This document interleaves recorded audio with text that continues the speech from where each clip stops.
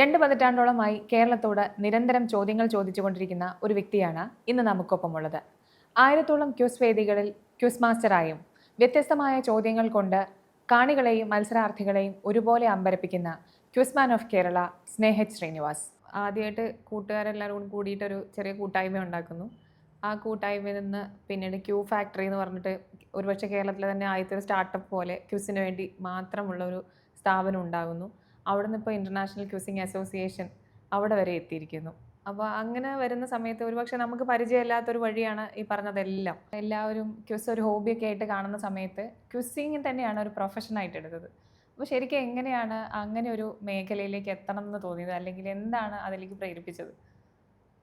ക്വിസിങ്ങിലേക്ക് accidentally എത്തിപ്പെട്ടതാണെന്ന് പറയുന്നതാണ് ശരി. ഞങ്ങൾ ഡിഗ്രി കഴിഞ്ഞ് കുറച്ച് സുഹൃത്തുക്കൾ ചേർന്നൊരു സ്ഥാപനം ആരംഭിച്ചിരുന്നു. അന്ന് APJ അബ്ദുൽ കലാമിൻ്റെ വാക്കുകളോടൊക്കെയുള്ള പ്രചോദനം ഉൾക്കൊണ്ട് ഞങ്ങൾ ഡ്രീംസ് എന്ന് പേരിട്ട് തുടങ്ങിയതായിരുന്നു. തുടങ്ങിയ സമയത്ത് തന്നെ ഞങ്ങളൊരിക്കൽ ബസ്സിൽ പോകുമ്പോൾ മറ്റേ HNCയുടെ 10 രൂപയുടെ ഒരു ബുക്ക് കാണാനിടയായി. അത് വാങ്ങി നോക്കുമ്പോൾ അതിൽ മുഴുവൻ ചോദ്യങ്ങളാണ്. ഞങ്ങൾ അങ്ങോട്ടും ഇങ്ങോട്ടും വെറുതെ തമാശയ്ക്ക് ചോദിച്ച് തുടങ്ങിയതാണ്. അങ്ങനെ ആ പുസ്തകത്തിലെ ചോദ്യങ്ങൾ മുഴുവൻ ചോദിച്ച് കഴിഞ്ഞു. തിരിച്ച് ഓഫീസിലെത്തിയപ്പോഴേക്ക് അടുത്ത ബുക്ക് വാങ്ങാനുള്ള ഒരു പ്രേരണ വന്നു. അങ്ങനെ അടുത്ത ബുക്ക് വാങ്ങി വീണ്ടും ഈ ചോദ്യോത്തര കളി സ്ഥിരമായി. അതിൻ്റെ ഇടയ്ക്കാണ് ഒരു ദിവസം ഞാൻ കോഴിക്കോട് സിറ്റിയിൽ വന്നപ്പോൾ അവിടെ ഒരു ക്വിസ് മത്സരം നടക്കുന്നത് കാണാനിടയായി. അപ്പം KP സുനിൽ എന്ന് പറഞ്ഞ അന്നത്തെ പ്രശസ്ത ക്വിസ് മാസ്റ്ററായിരുന്നു അത് നടത്തിയിരുന്നത്. അവിടെ ചെന്ന് നോക്കുമ്പം അദ്ദേഹം ചോദിക്കുന്ന പല ചോദ്യങ്ങളും നമ്മുടെ ജില്ലയെക്കുറിച്ചും നമ്മുടെ സംസ്ഥാനത്തെക്കുറിച്ചും ഒക്കെയാണ്. പക്ഷേ എനിക്കൊന്നും പറയാൻ പറ്റുന്നില്ല. പക്ഷേ സ്റ്റേജിലിരിക്കുന്ന മത്സരാർത്ഥികൾ അത് പറയുന്നുണ്ട്. അതൊരു മൊമെൻ്റ് ഓഫ് റിയലൈസേഷൻ ആയിരുന്നു. നമുക്കൊന്നും അറിയില്ല എന്നുള്ള ഒരു റിയലൈസേഷൻ ആയിരുന്നു. അങ്ങനെ തിരിച്ച് സുനിൽ സാറെ ഫോളോ ചെയ്യാൻ തുടങ്ങി. സുനിൽ സാറ് പറഞ്ഞു അടുത്ത ക്വിസ് നടക്കുന്ന സ്ഥലം പറഞ്ഞു. ഞാൻ അവിടെയും പോയി. അങ്ങനെ കുറച്ച് പ്രാവശ്യം സുനിൽ സാറെ കൂടെ പോയപ്പോഴാണ് മനസ്സിലായത് ഇത് ഒരു പ്രൊഫഷണലി ചെയ്യുന്ന ആരും ഒരു സ്ഥാപനമോ സംഘടനയോ കേരളത്തിൽ ഇല്ല എന്നുള്ളത്. സത്യം പറയുകയാണെങ്കിൽ അതായിരുന്നു ഒരു ആവേശം തോന്നിയൊരു കാര്യം. ആരും ഇതുവരെ ചെയ്തിട്ടില്ല. അപ്പം നമ്മളൊന്ന് ചെയ്താലോ എന്ന് കരുതി. അങ്ങനെ ആണ് അതിൻ്റെ തുടക്കം. ക്വിസ്മാൻ ഓഫ് കേരള എന്ന് പറയുമ്പോൾ വലിയൊരു ഉത്തരവാദിത്വം കൂടിയാണ്. അപ്പോൾ അതെങ്ങനെയാണ് അതിനെ ഹാൻഡിൽ ചെയ്യുന്നത്? എങ്ങനെയാണ്? സത്യം പറയുകയാണെങ്കിൽ അത് ഒരു അഭിമാനമാണെങ്കിലും പലപ്പോഴും അത് കേൾക്കുമ്പോൾ ഒരു പേടി കൂടിയാണ്. ഇങ്ങനെയൊക്കെ പറഞ്ഞിട്ട് എന്ത് ഈ ഗെയിമിന് വേണ്ടി ചെയ്യാൻ പറ്റും എന്നുള്ള ചോദ്യം ഉണ്ടായിരുന്നു. എന്തെങ്കിലും ഈ ഒരു ക്വിസിങ് എന്ന് പറഞ്ഞ ഗെയിമിൻ്റെ പ്രചാരണത്തിന് വേണ്ടിയിട്ടും അതിൻ്റെ സാധ്യതകൾ കുട്ടികൾക്കും പേരൻസിനെയൊക്കെ മനസ്സിലാക്കി കൊടുക്കുന്നതിന് വേണ്ടിയിട്ടും എന്തെങ്കിലും ചെയ്യണം എന്നുള്ള ഉത്തരവാദിത്ത ബോധം എപ്പോഴും കൂടെ ഉണ്ട്. അതിനുവേണ്ടിയുള്ള പ്രവർത്തനങ്ങളാണ്. എന്ത് പ്രവർത്തനങ്ങൾ ചെയ്യുമ്പോഴും ഇതിൻ്റെ അവസാനം ഇതുകൊണ്ട് അവിടെ വന്നിരിക്കുന്നവർക്ക് എന്ത് ടേക്ക് ഹോമായിട്ട് എന്ത് കൊടുക്കാൻ പറ്റി എന്നുള്ള രീതിയിലേക്ക് ഇപ്പം നമ്മുടെ പ്രവർത്തനങ്ങളെല്ലാം മാറിയിട്ടുണ്ട്. എത്ര വേദികൾ ഇതുവരെ കവർ ചെയ്തിട്ടുണ്ട്? ഈ വേദികളുടെ എണ്ണം ഓർമ്മയില്ലേ. നമ്മൾ ഓരോ ക്വിസ് കഴിയുമ്പോഴും ആ ക്വിസിൻ്റെ സെറ്റ്സ് ഡോക്യുമെൻ്റ് ചെയ്യും. അങ്ങനെ ഡോക്യുമെൻ്റ് ചെയ്ത ക്വിസുകളുടെ എണ്ണം 2000-ലധികം വരുന്നുണ്ട്. ഓരോ ക്വിസ് വേദി നമുക്ക് ഓരോ അനുഭവമായിരിക്കുമല്ലോ. അപ്പോൾ പൊതുവേ സ്നേഹിച്ച ചോദ്യങ്ങൾ ചോദിക്കുന്നതായാലും നമ്മൾ നോർമലി കാണുന്ന ഒരു രീതിയോ പരിചയിച്ച രീതിയിലൊന്നുമല്ല ചോദ്യങ്ങൾ ചോദിക്കാറ്. അപ്പോൾ എങ്ങനെയാണ് അങ്ങനെ ഒരു ട്രെൻഡിലേക്ക് ഇവോൾവ് ചെയ്ത് വന്നത്? ചോദ്യങ്ങൾ വെറുതെ ചോദിക്കുന്ന ക്വിസുകൾ തന്നെയാണ് ഇപ്പോഴും കൂടുതൽ. നമ്മൾ കേരളത്തിലൊരു 100 ക്വിസ് എടുത്താൽ ഒരു 50-60% ക്വിസുകളിലും പലപ്പോഴും ഒരു ആവശ്യമില്ലാത്ത ചോദ്യങ്ങളാണെന്ന് കേൾക്കുന്നവർക്ക് തോന്നിയേക്കാം. അല്ലെങ്കിൽ ഏറ്റവും വലുത്, ഏറ്റവും ചെറുത്, ഏറ്റവും ആദ്യത്തേത്, ഇങ്ങനത്തെ ബേസിക് ആയിട്ടുള്ള ഫാക്റ്റുകൾ. അതായത് നമുക്ക് എവിടെയും പോയാൽ ഒറ്റയടിക്ക് ഗൂഗിളിൽ കിട്ടുന്ന ചോദ്യങ്ങൾ ഒക്കെയാണ് കാണാറ്. അപ്പോൾ അതുകൊണ്ട് ശരിക്കും ഒരു കാര്യമില്ല.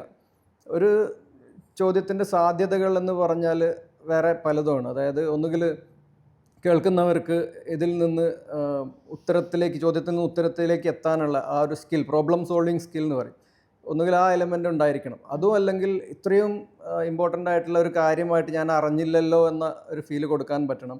നമ്മൾ പറയാറ് ഓരോ ചോദ്യത്തിലും ഒരു ലൈഫ് ഉണ്ട്, അല്ലെങ്കിൽ ഒരു സോൾ ഉണ്ട് എന്നാണ്. എന്തെങ്കിലും ഒരു കാര്യം ആ ചോദ്യത്തിന് കൊണ്ട് നടന്നിരിക്കണം. ഒന്നുകിൽ അത് വളരെ ക്യൂരിയസ് ആയിട്ടുള്ളൊരു ഫാക്റ്റ് നമുക്ക് കൺവേ ചെയ്യാൻ പറ്റിയിരിക്കണം, അല്ലെങ്കിൽ ഇത്രയും ബ്യൂട്ടിഫുൾ ആയിട്ടൊരു ചോദ്യത്തിൽ നിന്നൊരു ഉത്തരത്തിലേക്ക് പോകാനുള്ള യാത്ര കാണിച്ചു കൊടുക്കാൻ പറ്റണം. കാരണം ഇപ്പോഴും ക്വിസിൻ്റെ ടേക്കേഴ്സ് എന്ന് പറഞ്ഞ ഒരു 80% വിദ്യാർത്ഥികളാണ്. അവരുടെ ലൈഫിലെ ഡിസിഷൻ ഒരു ബ്രേക്ക് ത്രൂ ആയിട്ടുള്ളൊരു മൊമെൻറ്റിലേക്ക്, അല്ലെങ്കിൽ അവരുടെ ലൈഫ് ഡിസൈഡ് ചെയ്യുന്ന ഒരു എക്സാമോ ഇൻ്റർവ്യൂ ഒക്കെ എഴുതാൻ പോകുന്ന കുട്ടികളായിരിക്കും. അവർക്ക് വേണ്ടത് നല്ല പ്രോബ്ലം സോൾവിങ് സ്കില്ലാണ്. കാരണം അവർ പ്രോബ്ലംസ് ഫേസ് ചെയ്യാൻ പോകണം ലൈഫിലും പരീക്ഷകളിലൊക്കെ. ആ പ്രോബ്ലത്തിൽ നിന്ന് സൊല്യൂഷനിലേക്കുള്ള ദൂരം, അത് എങ്ങനെയൊക്കെ പോകാൻ പറ്റുമെന്നും അതിനൊരു പ്രാക്ടീസായിട്ട് ക്വിസിൻ്റെ ഏതൊക്കെ എലമെൻറ്റ്സ് ഉപയോഗിക്കാൻ പറ്റുമെന്നുമൊക്കെയാണ് ശരിക്കും നമ്മളൊരു ക്വിസ് പ്രിപ്പയർ ചെയ്യുമ്പം മനസ്സിൽ കാണാറുള്ള കാര്യങ്ങൾ. വെറുതെ ഈ ചോദ്യം ചോദിക്കുന്നതിനപ്പുറത്തേക്ക് എന്തെങ്കിലും ഒരു എലമെൻ്റ് ആ ചോദ്യത്തിലുണ്ടോ എന്ന് നോക്കിയിട്ട് ചെയ്യുകയാണെങ്കിൽ അത് കഴിഞ്ഞ് ഇറങ്ങുന്ന കുട്ടികൾക്ക് ജയിച്ചാലും തോറ്റാലും അവർക്ക് ആ ഒരു ഹാപ്പിനെസ് ഫാക്ടറോ അല്ലെങ്കിൽ ഒരു അക്കംപ്ലിഷ്മെൻറ്റോ കിട്ടും. നമുക്കിപ്പോൾ 1000 ചോദ്യങ്ങൾ ക്വിസിന് വേണ്ടി തരൂ എന്ന് പറഞ്ഞു കഴിഞ്ഞാൽ നമുക്ക് ചിലപ്പോൾ ചെയ്യാൻ പറ്റുമായിരിക്കും. അത് ഏറ്റവും ഇൻട്രസ്റ്റിംഗ് ആയിട്ട് അവതരിപ്പിക്കാൻ എന്തൊക്കെയായിരിക്കും ചെയ്യാറുള്ളത്? കുട്ടികളുടെ ഒരു റിസപ്റ്റീവ്നെസ്സും ക്യൂരിയോസിറ്റിയും എന്തൂസിയാസും ഒക്കെ ഡ്രാസ്റ്റിക്കലി കുറഞ്ഞു വരുന്നൊരു സമയമാണ്. കാരണം അതിൻ്റെ സ്ക്രീൻ ടൈം കൂടുന്നു, സോഷ്യൽ മീഡിയ ടൈം കൂടുന്നു, സ്ക്രോളിംഗ് കൂടുന്നു. ഇതിനൊക്കെ പാരലലി ഇത് നടക്കുന്നുണ്ട്. അപ്പം നമ്മൾ നേരെ തിരിച്ച് കുറച്ചുകൂടി കുട്ടികളുടെ ശ്രദ്ധ കിട്ടണമെങ്കിൽ വളരെ ഇൻട്രസ്റ്റിംഗ് ആയിട്ട് തന്നെ അത് പ്രസൻറ്റ് ചെയ്യണം. പ്രസൻറ്റ് ചെയ്യാന്ന് പറഞ്ഞാൽ അതിൽ കണ്ടൻറ് വൈസും പ്രസൻറ്റേഷൻ വൈസും കുട്ടികളെ എൻഗേജ് ചെയ്യാൻ പറ്റണം. അതിൽ എന്തൊക്കെയാണ് ചെയ്യാറെന്ന് ചോദിച്ചാൽ ആദ്യത്തെ കാര്യം ഇതാണ്, ആ കമ്മ്യൂണിക്കേറ്റ് ചെയ്യുന്നൊരു ഫാക്റ്റിനെ കുട്ടികൾക്ക് ഇഷ്ടമുള്ള അല്ലെങ്കിൽ കുട്ടികൾ എൻജോയ് ചെയ്യുന്ന വേറെ എന്തെങ്കിലുമായിട്ട് ലിങ്ക് ചെയ്യാൻ പറ്റണം. ഇപ്പോൾ ഒരു പക്ഷേ ക്രിക്കറ്റ് ആയിരിക്കും കുട്ടികൾക്ക് ഇഷ്ടം, നമുക്ക് പറഞ്ഞു കൊടുക്കേണ്ടത് സയൻസിലെ ഒരു ഫോട്ടോസിന്തസിസ് ആവാം. അപ്പം നമ്മളെപ്പോഴും ആലോചിക്കാറ് ഈ ഫോട്ടോസിന്തസിസിനെയും ക്രിക്കറ്റിനെയും എങ്ങനെ ലിങ്ക് ചെയ്യാൻ പറ്റുന്നതാണ്. അപ്പോൾ ക്രിക്കറ്റിനോടുള്ള ആ ഇഷ്ടം ഫോട്ടോസിന്തസിസിലേക്കും കുറച്ച് പോകണം. ഇതാണ് അതിൻ്റെ ഒരു ബേസ് ലൈൻ. കുട്ടികൾക്ക് ഇഷ്ടമുള്ള എന്താണെന്ന് ആദ്യം മനസ്സിലാക്കണം, അതുമായിട്ട് ഇതിനെ എങ്ങനെ കണക്ട് ചെയ്യാൻ പറ്റുമെന്ന് മനസ്സിലാക്കണം. രണ്ടും കൂടി ബ്ലെൻഡ് ചെയ്ത് കുട്ടികൾക്ക് ആൻസർ പറയാൻ പറ്റുന്ന രീതിയിൽ അല്ലെങ്കിൽ ആൻസറിലേക്ക് വർക്കൗട്ട് ചെയ്യാൻ പറ്റുന്ന രീതിയിൽ ആ ചോദ്യത്തെ ആദ്യം ഡിസൈൻ ചെയ്യണം. എന്നിട്ട് പ്രസൻറ്റ് ചെയ്യുമ്പോഴും നമ്മൾ ക്ലൂ റിലീസ് ചെയ്യുമ്പം പതുക്കെ ഇപ്പോഴത്തെ ക്വിസ് ബസർ റൗണ്ടാണ് അധികം ഉണ്ടാവുക. 4 ടീമുണ്ട്, 4 ടീമുകൾക്കും ഒരേപോലെ അവസരം ഉണ്ടാവും. അപ്പം അത് നമ്മൾ വളരെ ശ്രദ്ധിച്ച് ഓരോരോ ക്ലൂ ആയിട്ട് റിലീസ് ചെയ്ത് കൊടുക്കണം. പാരലലി ഇപ്പം മറ്റൊരു ട്രെൻഡ് വന്നിട്ടിരിക്കുന്നത് സ്ഥാപനങ്ങൾ, ഓരോ മേഖലയിൽ ജോലി ചെയ്യുന്ന ആളുകൾ അവരുടെ കരിയർ എംപ്ലോയി എൻഗേജ്മെൻറ്റ് പ്രോഗ്രാമായിട്ട് ക്വിസിങ്ങിനെ എടുക്കുന്നുണ്ട്. പല സ്ഥാപനങ്ങളും ഇത് ചെയ്യുന്നുണ്ട്. അപ്പോൾ ഏത് മേഖലയായാലും ആ മേഖലയിലുള്ള അറിവ് നമ്മൾ പറയാറുണ്ട്, അതിൻ്റെ brand awareness, competitor awareness, business awareness, industrial awareness, general awareness, ഇതിനൊക്കെ വേണ്ടിയിട്ട് എംപ്ലോയീസിൻ്റെയും ഓഫീസേഴ്സിൻ്റെയും നോളജും സ്കില്ലും കൺവെൻഷനലി ട്രെയിനിങ് വഴിയൊക്കെ ചെയ്യുന്നത് കുറച്ച് ബോറിംഗ് ആവും. അതിന് പകരം ഒരു ഗെയിമിഫൈഡ് നോളജ് എന്നാണ്, gamification of knowledge and skills എന്നാണ് ഇതിന് പറയുന്നത്. അങ്ങനെ ചെയ്യുന്ന ഒരുപാട് സ്ഥാപനങ്ങൾ ഇപ്പം മുന്നോട്ട് വരുന്നുണ്ട്. ബിസിനസ് ക്വിസുകൾ നടക്കുന്നുണ്ട്, ഓപ്പൺ ക്വിസുകളും നടക്കുന്നുണ്ട്, സ്ഥാപനങ്ങൾക്ക് ഇൻ്റർ ഇൻസ്റ്റിറ്റ്യൂഷണൽ ക്വിസുകളൊക്കെ നടക്കുന്നുണ്ട്. സെക്രട്ടേറിയറ്റിലെ ജീവനക്കാരുടെ സംഘടനകൾ ചെയ്യാറുണ്ട്. റിസർവ് ബാങ്ക് അവരുടെ എംപ്ലോയീസിന് വേണ്ടി ചെയ്തിട്ടുണ്ട്. സ്റ്റേറ്റ് ബാങ്ക് ഓഫ് ഇന്ത്യ അവരുടെ 3000-ഓളം ബ്രാഞ്ചുകളിലെ ജീവനക്കാർക്ക് വേണ്ടി അവർക്ക് ബാങ്കിങ്ങിനെ കുറിച്ച് എന്തൊക്കെ അറിയാമെന്നും SBI കുറിച്ച് എന്തൊക്കെ അറിയാമെന്നും പരിശോധിക്കാനും അറിയാത്തത് അവെയർനെസ്സിൻ്റെ ഭാഗമായിട്ടൊക്കെ ചെയ്യാൻ ആവശ്യപ്പെടാറുണ്ട്. നമ്മൾ ചെയ്തിട്ടുണ്ട്. ഇതിന് ഒരുപാട് പബ്ലിസിറ്റി ഒന്നും കൊടുക്കുന്നില്ല എന്നുള്ളതേ ഉള്ളൂ. കാരണം അവരുടെ എംപ്ലോയീസിന് വേണ്ടിയിട്ടും എംപ്ലോയീസിൻ്റെയും ഫാമിലിക്കും വേണ്ടിയിട്ടും ഒക്കെ ആണ് ഇത് നടത്താറ്. ഇപ്പം നമ്മൾ എന്ത് കാര്യം ചെയ്യുമ്പോഴും കൺസിസ്റ്റൻസി ഭയങ്കര പ്രധാനമാണ്. ഇപ്പോൾ ഏതാണ്ട് ഒരു 20 വർഷത്തിന് മേലെയായിട്ട് ഈ മേഖലയിൽ തന്നെ നിൽക്കുന്ന ഒരാളെ സംബന്ധിച്ച് അങ്ങനെ നിൽക്കാനുള്ള പ്രചോദനം എന്ന് പറയുന്നത് എന്താണ്? എങ്ങനെയാണ് ഓരോ തവണയും പുതിയ ചോദ്യങ്ങൾ കൊണ്ടുവരാൻ സാധിക്കുന്നത്? ക്വിസിംഗ് എന്ന ഇൻഡസ്ട്രിയുടെ പ്രത്യേകത അതാണല്ലോ. നമ്മളിപ്പോൾ ഈ സംസാരിച്ചുകൊണ്ടിരിക്കുന്ന സമയത്ത് തന്നെ ലോകത്ത് എന്തൊക്കെയോ നടന്നിട്ടുണ്ട്. ഇന്ത്യയിൽ നടന്നിട്ടുണ്ട്, കേരളത്തിൽ നടന്നിട്ടുണ്ട്, ഈവൻ നമ്മുടെ ജില്ലയിൽ പോലും എന്തൊക്കെയോ നടക്കുന്നുണ്ട്. അപ്പോൾ നമ്മൾ ജനറലി നമ്മളാദ്യം ക്യൂരിയസ് ആവണം. ഇൻട്രസ്റ്റിംഗ് ആയിട്ടുള്ള കാര്യങ്ങൾ അറിയാനുള്ളൊരു താല്പര്യം നമുക്ക് തന്നെ ഉണ്ടായിരിക്കണം. ഇപ്പം ഞാൻ പറഞ്ഞല്ലോ, ആദ്യത്തെ ക്വിസ് അല്ലെങ്കിൽ ക്വിസിലേക്ക് കിടക്കാനിടയായ സംഭവം KP സുനിൽ എന്ന് പറഞ്ഞ സാറ് ക്വിസ് നടത്തുന്നിടത്ത് പോവുകയും അവിടെ സാറ് ചോദിച്ച ഒരു ചോദ്യം തന്നെ കേട്ടിരുന്നു. ഞാൻ അന്ന് എവിടെ പോയി ട്രെയിനിലാണ് കോഴിക്കോട് വന്ന് ഇറങ്ങിയത്. അവിടെ പോയപ്പോൾ സാറിൻ്റെ ഒരു ചോദ്യം ഇതായിരുന്നു. നമ്മൾ റെയിൽവേ സ്റ്റേഷനുകളിലൊക്കെ പോകുമ്പോൾ അവിടെ സ്ഥലത്തിൻ്റെ ബോർഡ് എഴുതി വെച്ചത് കാണാം. ആ ബോർഡിൻ്റെ താഴെ MSL എന്ന് കാണാം. എന്താണ് ഈ MSL സൂചിപ്പിക്കുന്നത് എന്നായിരുന്നു. അന്ന് എനിക്ക് തോന്നുന്നു പാർട്ടിസിപ്പൻസിന് ആരും ഉത്തരം പറയാൻ പറ്റിയിട്ടില്ല. അപ്പം ഞാനും അപ്പോഴാണ് ഓർത്തത്, അന്ന് വരുന്ന വഴിക്ക് ഞാനും കണ്ടതാണത്. പക്ഷെ എന്താണ് എന്ന് ആലോചിക്കാൻ തോന്നിയില്ല. അപ്പം ആക്ച്വലി അത് വളരെ ഇമ്പോർട്ടൻ്റ് ആയിട്ടുള്ളൊരു കാര്യമാണ്. MSL എന്ന് പറഞ്ഞാൽ മീൻ സീ ലെവലാണ്. അതായത് സമുദ്രനിരപ്പിൽ നിന്നും ആ റെയിൽവേ സ്റ്റേഷൻ എത്ര അടി ഉയരത്തിലാണ് എന്നാണ്. അപ്പോൾ അത് റെയിൽവേ സ്റ്റേഷനുകളിലെ ഈ ബോർഡുകളിലൊക്കെ എഴുതി വെക്കാറുണ്ടായിരുന്നു.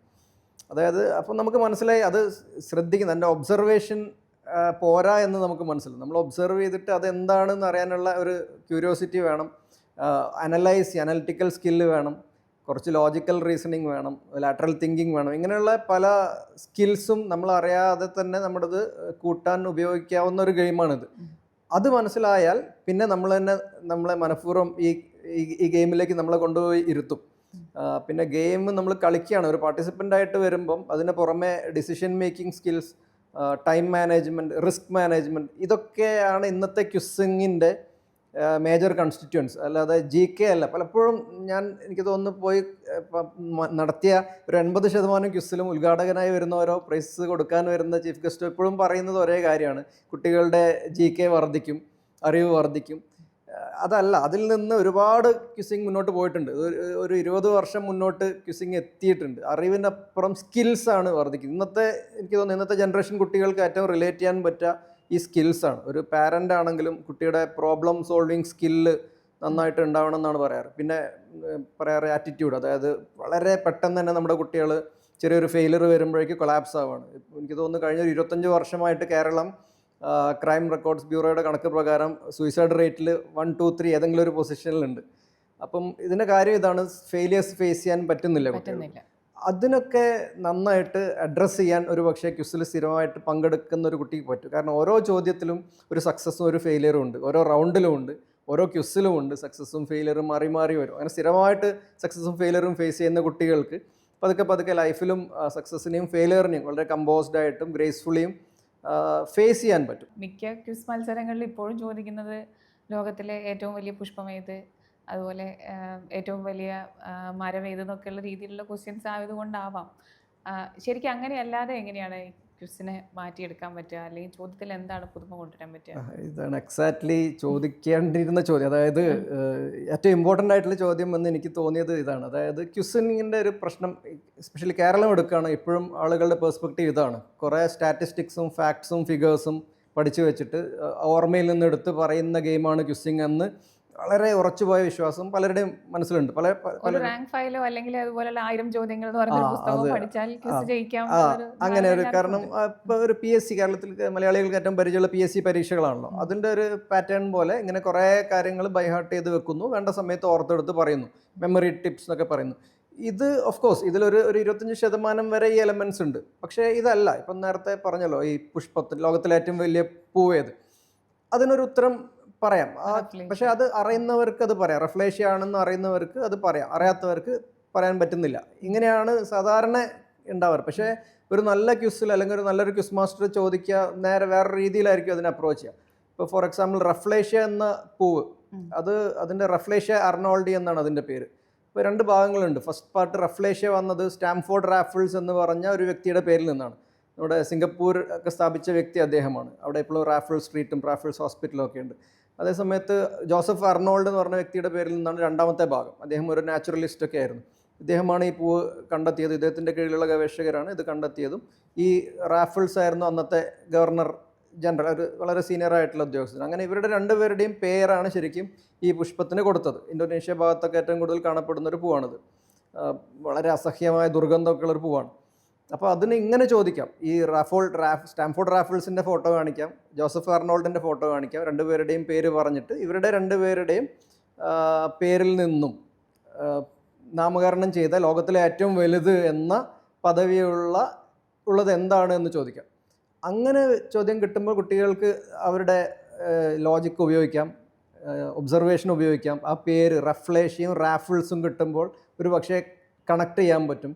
ഇങ്ങനെ കണക്ട് ചെയ്ത് ഉത്തരത്തിലേക്ക് എത്താനുള്ള സാധ്യത ആ ചോദ്യത്തിൽ വരുന്നുണ്ട്. അപ്പോൾ ഈ ചോദ്യത്തെ അങ്ങനെ, അതായത് ഒരു ചോദ്യം തന്നെ 3 or 4 രീതിയിലും ചോദിക്കാം. ഇങ്ങനെ രീതിയിൽ ചോദിക്കുമ്പോഴാണ് കുട്ടികൾക്കും പങ്കെടുക്കുന്നവർക്കും കേൾക്കുന്നവർക്കും ഒരേപോലെ അത് എൻജോയ് ചെയ്യാൻ പറ്റുന്നതും അവർക്ക് റിലേറ്റ് ചെയ്യാൻ പറ്റുന്നതും അവരുടെ ഏതെങ്കിലുമൊക്കെ സ്കില്ല് ഉപയോഗിച്ച് കണക്ട് ചെയ്ത് ഉത്തരത്തിലേക്ക് പോകാൻ പറ്റുന്നത്.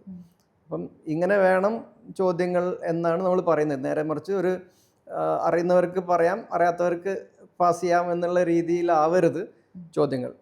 ഇപ്പോൾ ക്വിസ് മാസ്റ്ററെ സംബന്ധിച്ച് അതൊരു എഫേർട്ട് കൂടുതലുള്ളൊരു സംഗതി കൂടിയാണല്ലോ. കാരണം പുതിയ ഫാക്ടേഴ്സ് കണ്ടുപിടിക്കണം, ഇതുമായിട്ട് റിലേറ്റ് ചെയ്യാൻ പറ്റണം, കുട്ടികളെ അതിനകത്തേക്ക് കൊണ്ടുവരാൻ പറ്റണം, അവർക്കതിൽ ലോജിക്കൽ റീസണിങ് അപ്ലൈ ചെയ്യാൻ പറ്റുന്ന തരത്തിലായിരിക്കണം. അപ്പോൾ അതെങ്ങനെയാണ് അത് മാനേജ് ചെയ്യുന്നത്? അത് തന്നെയാണ് അതിൻ്റെ കാര്യം. നമ്മൾക്ക് അങ്ങനെ വളരെ എളുപ്പത്തിൽ ഏതെങ്കിലും ഒരു പുസ്തകമോ വെബ്സൈറ്റോ നോക്കി കുറേ ചോദ്യങ്ങൾ എഴുതിയെടുത്ത് ചോദിക്കുക എന്നുള്ളത് ക്വിസിങ് വളരെ എളുപ്പമാണ്. പക്ഷേ ഈ സമയമെടുത്ത് എഫേർട്ട് എടുത്ത് ഇത്തരം ചോദ്യങ്ങൾ കൊടുക്കുമ്പോൾ കുട്ടികൾ എങ്ങനെ ആലോചിക്കുമെന്ന് മനസ്സിലാക്കി ഉത്തരം പറയുമ്പോഴോ ഉത്തരം പറഞ്ഞു കഴിയുമ്പോഴോ ഇങ്ങനെ ആയിരുന്നു ഉത്തരത്തിലേക്ക് പോകേണ്ടിയിരുന്നത് എന്ന് പോലും കാണിച്ചു കൊടുത്താൽ കുട്ടികൾക്ക് ഇതിനോടൊരു ഇഷ്ടം വരും, അവർക്ക് മനസ്സിലാവും ഇങ്ങനെയാണ്. ഇതേ ലോജിക്ക് അവർക്ക് അവരുടെ അക്കാഡമിക്സിലും അപ്ലൈ ചെയ്യാൻ പറ്റും. ഒരു ചോദ്യത്തിൽ നിന്ന് ഉത്തരത്തിലേക്ക് പോകാനുള്ള എന്തെങ്കിലും ചോദ്യത്തിലുണ്ടോ എന്ന് ആദ്യം അവർ നോക്കും, ഉണ്ടെങ്കിൽ എന്തൊക്കെ നോക്കും, അത് തമ്മിൽ കണക്ട് ചെയ്യാൻ ഒരു ശ്രമം നടത്തും. ഇത് ചെയ്യുമ്പോഴാണ് കുട്ടികളുടെ സ്കിൽസ് ഓട്ടോമാറ്റിക്കലി ഇമ്പ്രൂവ് ആവുന്നത്. അത് പറഞ്ഞു കൊടുക്കുമ്പം അങ്ങനെ അങ്ങനെ പറഞ്ഞ് വിശദീകരിച്ച് കൊടുക്കുന്ന സമയങ്ങളിലൊക്കെ അതിന് ഇമ്പാക്റ്റ് ഉണ്ടാവാറുണ്ട്. ഇങ്ങനെയൊക്കെയാണെങ്കിൽ അപ്പോൾ സ്കൂളിലും കോളേജിലും ഇതിനത്ര വേണ്ടത്ര പ്രാധാന്യം കിട്ടുന്നതായിട്ട് തോന്നിയിട്ടുണ്ടോ? എന്തെങ്കിലും ഒരു ഇവന്റ് നടക്കുമ്പോൾ അതുമായി ബന്ധപ്പെട്ടപ്പോൾ ബഷീർ ദിനം വന്നാൽ ബഷീർ ക്വിസ്, ഗാന്ധി ജയന്തി വന്നാൽ ഗാന്ധി ക്വിസ്, അങ്ങനെയല്ലാതെ അതിനപ്പുറത്തേക്ക് ക്വിസിനെ സ്കൂളുകൾ നല്ല രീതിക്ക് സമീപിക്കുന്നതായി തോന്നിയിട്ടുണ്ടോ? ഇല്ല എന്നുള്ളതാണ് ശരി. കേരളത്തിലെ ഒരു 90% സ്കൂളുകളിലും ഇതിൻ്റെ സാധ്യതകൾ മനസ്സിലാക്കിയിട്ട് പോലുമില്ല. ഈ സ്കൂളിലൊക്കെ ഡിസിഷൻ എടുക്കുന്ന ആൾ, ഡിസിഷൻ മേക്കേഴ്സ് വേണം ശരിക്കും അത് ചെയ്യാൻ. ഒന്നാമത് അവർക്ക് ഇതിൻ്റെ സാധ്യതകളെക്കുറിച്ച് അറിയില്ല എന്നുള്ളതാണ്. അത് അവയർനെസ് ക്രിയേറ്റഡും അല്ല. അത് കാരണം അതിനുള്ളൊരു അവസരം ഇല്ല. വളരെ റെയറായിട്ടാണ് ഇത്തരം മത്സരങ്ങൾ നടക്കുന്നത്. അപ്പോൾ അതിൻ്റെ സാധ്യതകൾ മനസ്സിലാക്കി കഴിഞ്ഞാൽ ആ സ്കൂളിൽ ഓരോ കുട്ടിക്കും ആദ്യത്തെ ദിവസം വലതുകാൽ വെച്ച് വരുന്ന ഓരോ കുട്ടിക്കും ആ കുട്ടിയുടെ ഒരു ലേണിംഗ് ജേണിയിൽ ക്വിസിങ് എന്ന് പറഞ്ഞ ഈ ഗെയിമിൻ്റെ ഏതൊക്കെ എലമെൻറ്റ്സ് എങ്ങനെയൊക്കെ ഉപയോഗിക്കാൻ പറ്റുമെന്ന് കാണിച്ചു കൊടുത്താൽ എല്ലാ കുട്ടികൾക്കും എന്തെങ്കിലും രീതിയിൽ ബെനിഫിറ്റ് കിട്ടും. നമ്മളെപ്പോഴും പറയാറ് കുറച്ചൊരു ഗ്രൂപ്പ് ഓഫ് കുട്ടികളെ, IQA പറയുന്ന ഒരു 50ഓളം കുട്ടികളെ ഒരു സ്കൂളിൽ ക്വിസ് ക്ലബിൻ്റെ പ്രവർത്തനങ്ങൾ ഏൽപ്പിച്ചാൽ ആ കുട്ടികൾ ഇടയ്ക്കിടയ്ക്ക് നിങ്ങൾ നേരത്തെ പറഞ്ഞു ബഷീർ ദിനം വരുമ്പോൾ ബഷീർ ക്വിസും, ലോക ഭക്ഷ്യ ദിനം വരുമ്പോൾ ഫുഡ് ക്വിസും, നാഷണൽ സയൻസ് ഡേ വരുമ്പോൾ സയൻസ് ക്വിസും, അങ്ങനെ ചെറിയ ചെറിയ ക്വിസുകൾ സ്കൂളുകൾക്ക് തന്നെ അത് ചെയ്യാവുന്നതാണ്. 1-2 ടീച്ചർമാരുടെ സഹായത്തോടു കൂടെ ചെയ്യുകയാണെങ്കിൽ മറ്റെല്ലാ കുട്ടികൾക്കും ക്വിസിങ് എന്ന ഗെയിമിൻ്റെ ചില എലമെൻറ്റ്സ്, ഇപ്പോൾ ചില കുട്ടികൾക്ക് അതൊരു ഒബ്സർവേഷൻ ആയിരിക്കും കുറവ്, അപ്പോൾ ഒബ്സർവേഷൻ കൂട്ടാൻ സഹായിക്കും. ചില കുട്ടികൾക്ക് അനാലിറ്റിക്കൽ സ്കിൽസ് ആയിരിക്കും കുറവ്, അതിനെ സഹായിക്കും. കോൺഫിഡൻസ് വർദ്ധിപ്പിക്കാൻ സഹായിക്കും. പത്രവായന തീരെ ഇല്ലാത്ത കുട്ടികൾക്ക് അതിന് അപ്പം ഇത് ഡിപ്പെൻസ് ഓരോ കുട്ടികളുടെ ഒരു ലേണിംഗ് ജേണിയിൽ ഇതിൻ്റെ 25ഓളം എലമെൻറ്റ്സിൽ ഏതൊക്കെ എടുക്കാമെന്നും എങ്ങനെ എടുക്കാമെന്നും മനസ്സിലാക്കി കഴിഞ്ഞാൽ സ്കൂളിൻ്റെ ഒരു total knowledge and skill output കുട്ടികളുടെ ആയാലും ടീച്ചേഴ്സിൻ്റെ ആയാലും സ്കൂളിൻ്റെ ആയാലും വളരെ വലുതായി മാറ്റം വരാൻ സാധ്യതയുള്ള ഒന്നാണ്. മാത്രമല്ല ഇപ്പം ഒരുപാട് ഓപ്പർച്യൂണിറ്റീസ് ഉണ്ട്. ഒരു അക്കാഡമിക് ഇയറിൽ ഒരു 70-80 വലിയ മത്സരങ്ങൾ ഇന്ത്യൻ നേവി പോലെയുള്ള ഇന്ത്യൻ നേവി ക്വിസ് ഉണ്ട്. പിന്നെ നാഷണൽ ലെവലും ഇൻ്റർനാഷണൽ ലെവലും നമ്മുടെ നൊബേൽ കമ്മിറ്റി, ഞാൻ പലപ്പോഴും പറയാറുണ്ട്, നൊബേൽ കമ്മിറ്റി പോലും എല്ലാ വർഷവും ഇത് നടത്താറുണ്ട്. ലോകമെമ്മുള്ള സ്കൂളുകൾക്ക് അതിൽ പങ്കെടുക്കാം. അപ്പോൾ ഇതിലൊക്കെ ജയിക്കുന്ന കുട്ടികളെ അവർ സ്വീഡനിലേക്ക് കൊണ്ടുപോയി നൊബേൽ മ്യൂസിയം കാണിച്ചു കൊടുക്കുന്നു. വിത്ത് ഫാമിലിയാണ് ട്രിപ്പ്.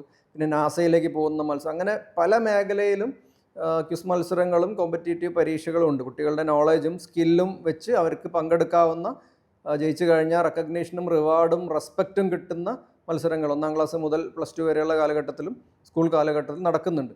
നല്ലൊരു ക്വിസ് ക്ലബ്ബ് ഒരു സ്കൂളിലുണ്ടെങ്കിൽ ഒന്നാമത് ഇതൊക്കെ അറിയാൻ സാധിക്കും, എവിടെയൊക്കെ മത്സരങ്ങൾ നടക്കുന്നുണ്ടെന്നും ഓൺലൈനായിട്ടും ഓഫ്ലൈനായിട്ടും ഏതൊക്കെ പങ്കെടുക്കാമെന്നും ഏതൊക്കെ വിഷയത്തിൽ നിന്നാണെന്നും ഒക്കെ അറിയാൻ പറ്റും. അപ്പം ഇത് ശരിക്കും വലിയ ബുദ്ധിമുട്ടൊന്നും ഇല്ലാതെ ഒരു സ്കൂളിന് ചെയ്യാവുന്ന കാര്യമേ ഉള്ളൂ. പക്ഷേ കേരളത്തിൽ ഞാൻ നേരത്തെ പറഞ്ഞ മാതിരി 90-95% സ്കൂളുകളിലും ഈ ഒരു കൾച്ചർ എത്തിയിട്ടില്ല.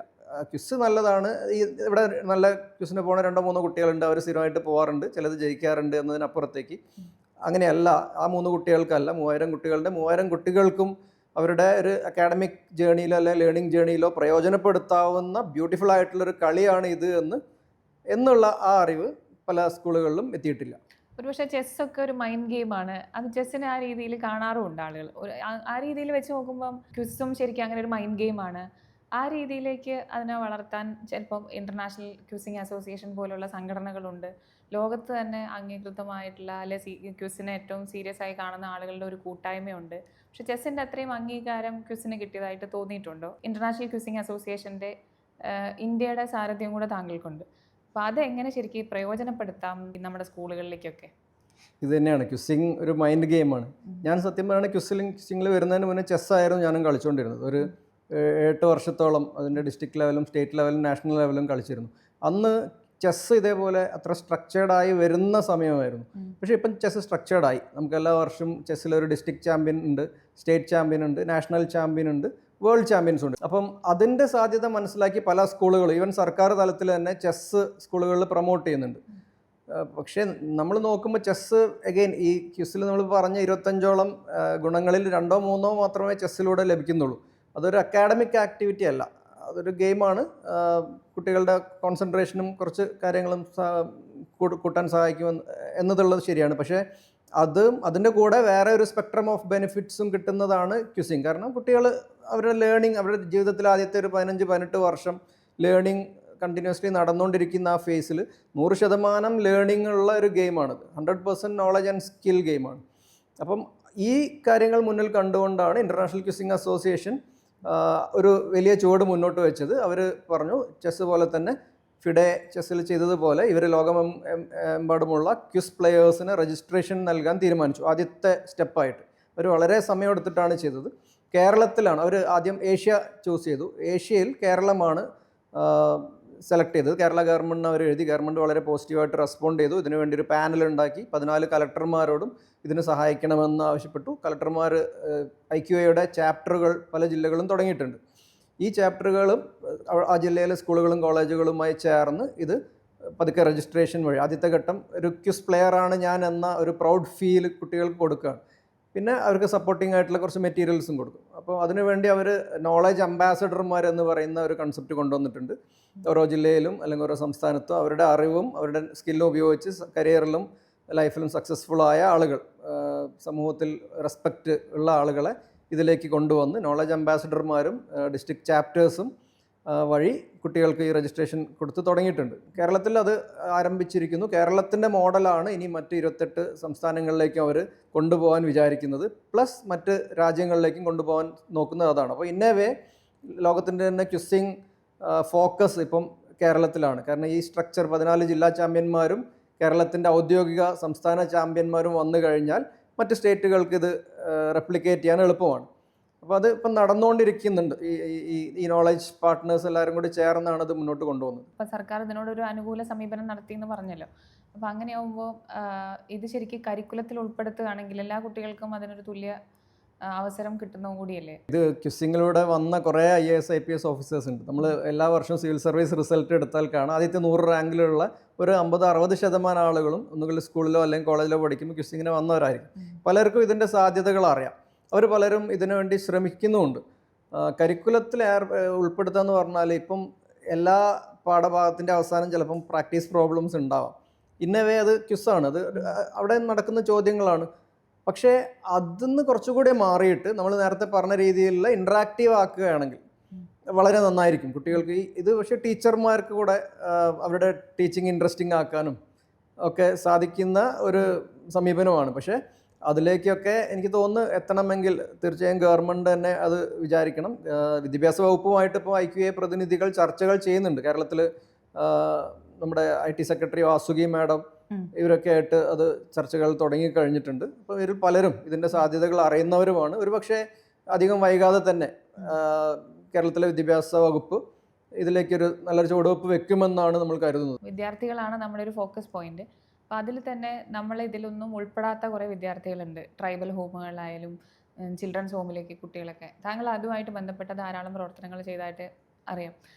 അതുമായിട്ട് ബന്ധപ്പെട്ട് ധാരാളം പ്രവർത്തനങ്ങൾ ചെയ്തിട്ടുണ്ട്.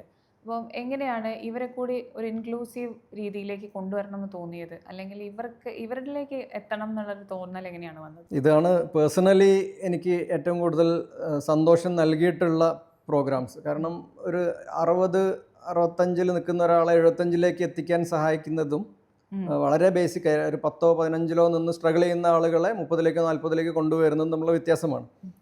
ഞാൻ നേരത്തെ പറഞ്ഞല്ലോ, പല IAS IPS സിവിൽ സർവീസ് ഉദ്യോഗസ്ഥരും ഈ ഞങ്ങളുടെ ഒരു 25 വർഷത്തെ ഈ ജേണിയിൽ ഒരുപാട് സഹായിച്ചിട്ടുണ്ട്.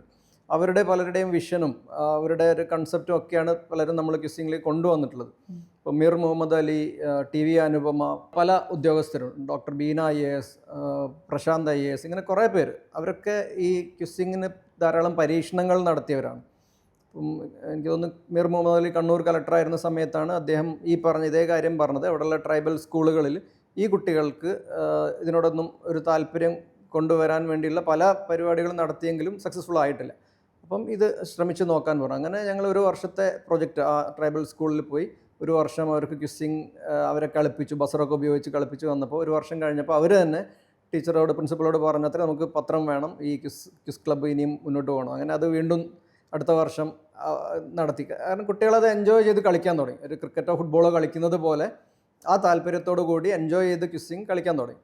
അങ്ങനെ വന്നപ്പോൾ അടുത്ത വർഷമൊക്കെ ആയപ്പോഴേക്കും അതിൽ കുട്ടികൾ സ്കോളർഷിപ്പ് പരീക്ഷകൾ എഴുതാൻ തുടങ്ങി. അങ്ങനെ ഒരു സ്കോളർഷിപ്പ് കിട്ടിയപ്പോൾ അവർക്ക് വന്ന ആ കോൺഫിഡൻസ് വളരെ വലുതായിരുന്നു.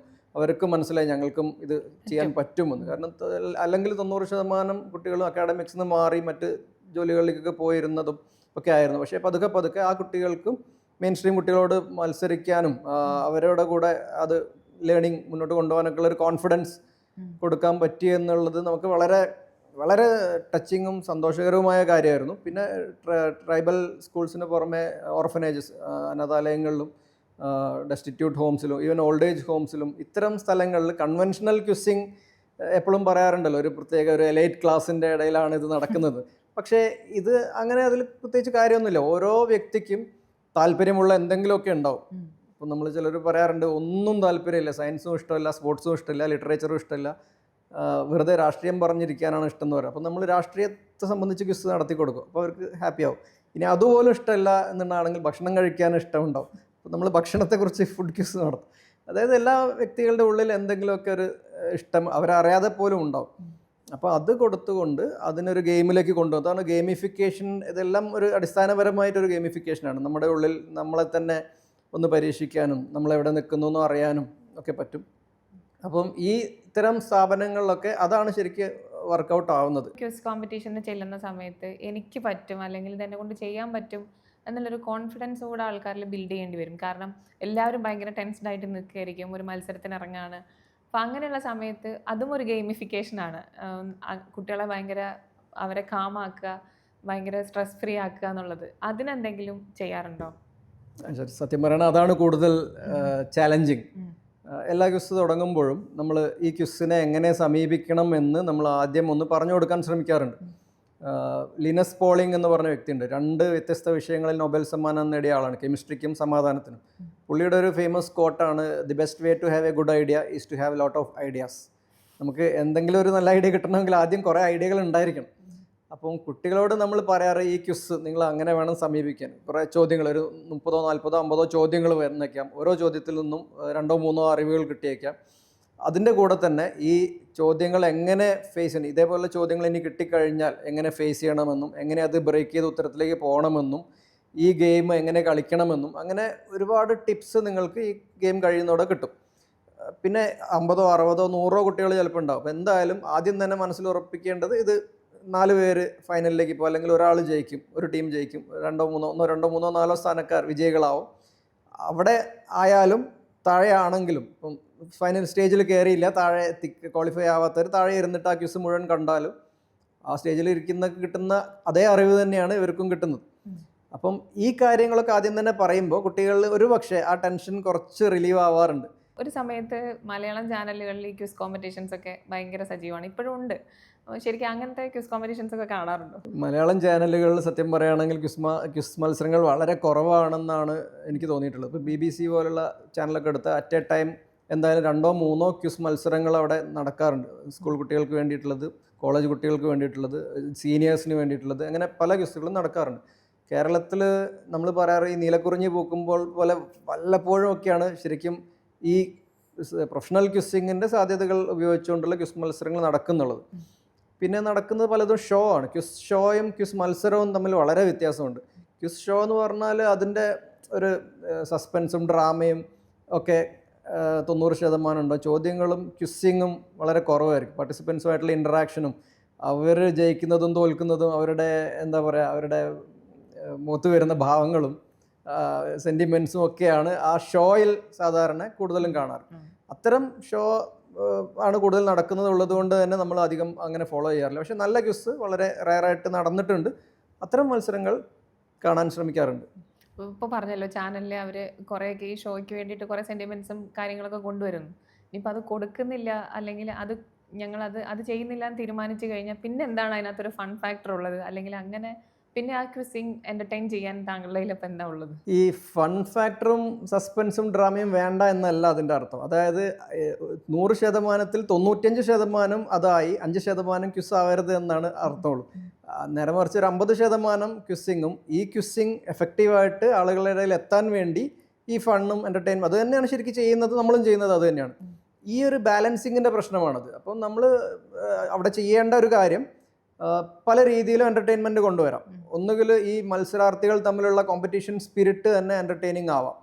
അല്ലെങ്കിൽ ഞാൻ നേരത്തെ പറഞ്ഞ മാതിരി ചില ചോദ്യങ്ങൾ വളരെ എത്രയും ഇമ്പോർട്ടൻ്റ് ആയിട്ടുള്ളൊരു ചോദ്യമായിട്ട് പോലും എനിക്കിത് അറിയില്ലല്ലോ എന്ന തോന്നൽ കൊടുക്കുന്നത് ചിലപ്പം ഇൻട്രസ്റ്റിംഗ് ആവും. പിന്നെ ഈ മത്സരത്തിൻ്റെ റൗണ്ടുകളുടെ പ്രത്യേകത, അതിൻ്റെ ഫോർമാറ്റ്, ഇതൊക്കെ ഇൻട്രസ്റ്റിംഗ് ആക്കി മാറ്റുകയാണെങ്കിൽ നേരത്തെ പറഞ്ഞ പോലെ ഡിസിഷൻ മേക്കിങ്ങും ടൈം മാനേജ്മെൻറ്റും ടീം വർക്കും ഒക്കെ വളരെ രസകരമായിട്ട് തന്നെ പ്രേക്ഷകരിലേക്ക് എത്തിക്കാൻ പറ്റും. 24 വർഷത്തോളമായിട്ട് ഈ യാത്ര ഇങ്ങനെ തുടർന്നുകൊണ്ട് പോവുകയാണ്. അപ്പം ധാരാളം അനുഭവങ്ങളും ചിരിപ്പിച്ചതും ചിന്തിപ്പിച്ചതുമായിട്ടൊക്കെ ഒരുപാട് കാര്യങ്ങൾ ജീവിതത്തിൽ ഉണ്ടായിട്ടുണ്ടാവും. അതിൽ ഇപ്പോൾ പറയാൻ പെട്ടെന്ന് ഓർക്കുമ്പോൾ അങ്ങനെ എന്താണ് ആദ്യം മനസ്സിൽ വരിക? ചിരിപ്പിക്കുന്ന ഓർമ്മകൾ ഉണ്ടായിട്ടുണ്ട്. അത് പലതും എനിക്ക് ചിരി വന്നു എന്നുള്ളത്, കേൾക്കുന്നവർക്ക് ചിരി വന്നോളണമെന്നില്ല. എന്നാലും പെട്ടെന്ന് ഓർമ്മ വരുന്നൊന്ന് പറയാം. ടൗൺ ഹാളിൽ ഒരു ക്വിസ് കോഴിക്കോട് ടൗൺ ഹാളിൽ ക്വിസ് നടത്തിക്കൊണ്ടിരിക്കുകയായിരുന്നു. ഒരു ചോദ്യം ഉണ്ടായിരുന്നു, നമ്മൾ 4 ചിത്രങ്ങൾ കൊടുത്തിട്ട്, എനിക്ക് തോന്നുന്നു ജ്ഞാനപീഠ ജേതാക്കളുടെ മറ്റോ അങ്ങനെ ആ രീതിയിലൊരു ചോദ്യം. നമ്മൾ പലപ്പോഴും ഒരു കണക്ഷൻ ക്വസ്റ്റ്യൻസ് കൊടുക്കാറുണ്ട്, 4 ചിത്രങ്ങൾ തമ്മിൽ കണക്ട് ചെയ്തിട്ട് ഉത്തരത്തിലേക്ക് പോകണം. അപ്പം 4 ചിത്രങ്ങൾ കാണിച്ച് ഇത് എങ്ങനെ കണക്ട് ചെയ്യാമെന്നോ മറ്റാണ് ചോദിച്ചിരുന്നത്. അപ്പം പെട്ടെന്ന് പുറകിൽ നിന്നൊരാൾ നേരെ നടന്നു, പുള്ളി നല്ല മദ്യപിച്ച് വന്നിരുന്ന ആളാണ്, നേരെ വന്ന് മുന്നിൽ വന്നിട്ട് പറയുകയാണ്, ഒരു കയറെടുത്ത് തൂക്കിയിട്ട് ഇങ്ങനെ 4ഉം കൂടി കണക്ട് ചെയ്യാം. പെട്ടെന്ന് ആൾക്കാരൊക്കെ അങ്ങ് സ്റ്റണ്ടായി. ഒരു കയറെടുത്ത് തൂക്കി 4ഉം കൂടി ഒരേ ലൈനിൽ തൂക്കിയാൽ അത് ബന്ധിപ്പിക്കാം.